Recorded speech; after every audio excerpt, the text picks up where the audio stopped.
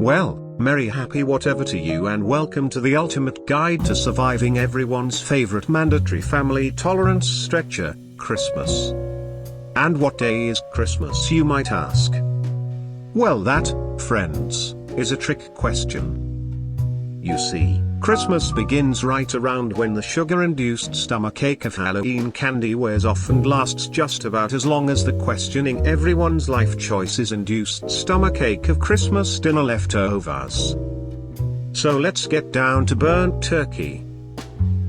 How do you survive this limitless void of pent-up aggression? How do you bite your tongue long enough to make it through the holidays without having to get it surgically reattached every January? Well, settle your stockings and grab an inexplicably seasonal eggnog. Santa school is in session. Let's start with Christmas Eve. You've done your shopping. The halls are decked. You're relaxing with a mug of cocoa by the fire. Just kidding, your ass is out the door for the 19th time because some god-awful gift just showed up from your great-aunt who hasn't spelled your name right since grade school, and you know she'll tell the world if you don't reciprocate. Your meals for the past week have been replaced by enough day-old coffee and bootleg Adderall to power a small city. And the last shred of your sanity went in the trash with the last of the leftover Thanksgiving stuffing. The key to survival here is to know your enemy. I am, of course, talking about your family. Instead of spending Black Friday chomping your way through concrete leftover turkey, hit up Amazon and grab up a stockpile of low-hanging fruit gifts.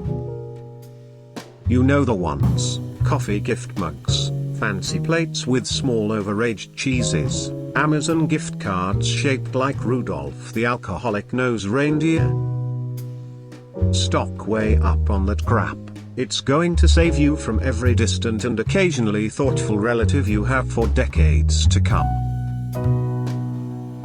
Next up, accommodations. God, I hate it when I'm in town to see the family for a few meals and some cousin or aunt throws a pillow stuffed with dusty feathers on some half-inflated mattress and calls it a guest bedroom just so they can play hostess and throw my sleep schedule into some parallel universe where there are 2 7 o'clocks. I mean, what is that? I'd rather stay in a half-star hotel uphill both ways from that slice of middle-class sadness and suffer through a continental breakfast made of week-old bagels and instant coffee than lose control over my schedule at the time of year where I control so precious little. So here's the plan. You book the room months in advance. I'm talking about during the 4th of July fireworks. Fire up Expedia and lock in that corner room, the one that faces the airport, so you can imagine flying away as soon as you unpack. Then you call up dear old auntie and tell them the hotel chain had a big fat special on reward points that don't roll over, and if you didn't cash them all in by New Year's you were leaving money on the table or some other boomer phrase. She'll praise you for your ingenuity and how you have your life together, and you can skip her soggy scrambled eggs for some Dunkin' and enough espresso to fuel the plane home yourself. Now that you've got your schedule back, let's talk presents, not the backup plan presents. The real stuff. Can't be bothered this year? Still want to look like a damn rock star?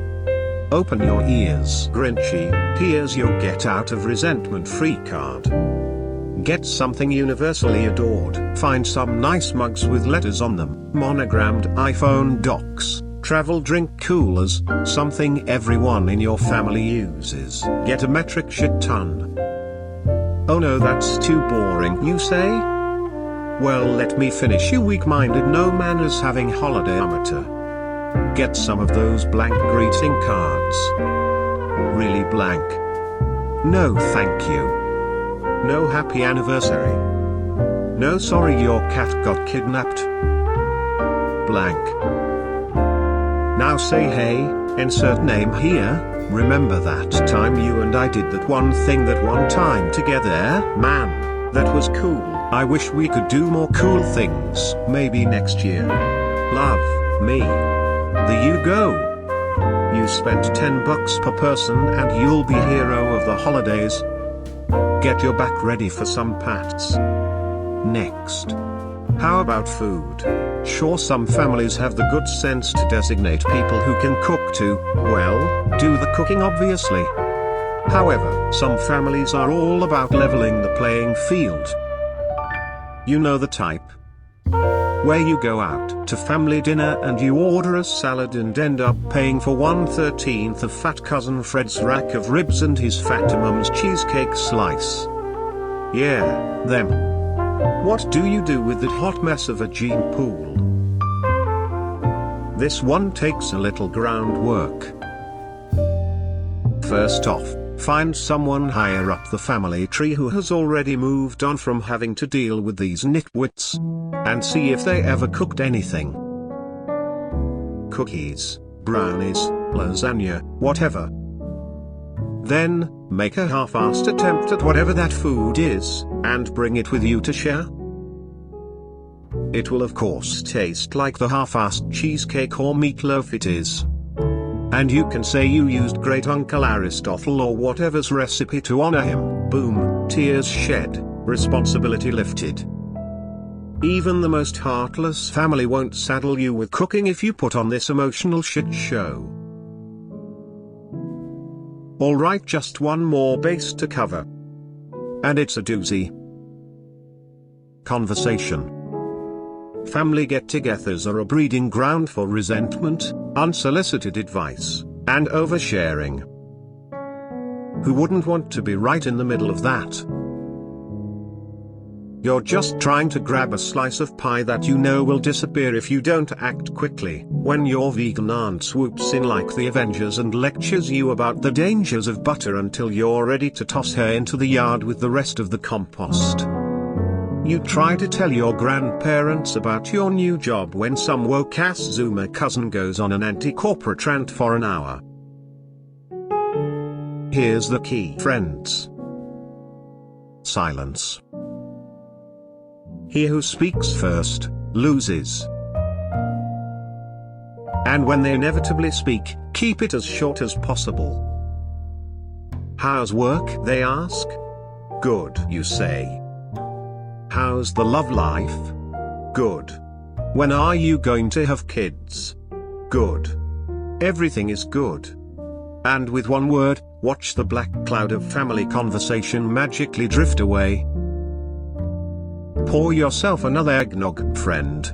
You just graduated Holiday Survival 101. There you have it, the key to Christmas survival.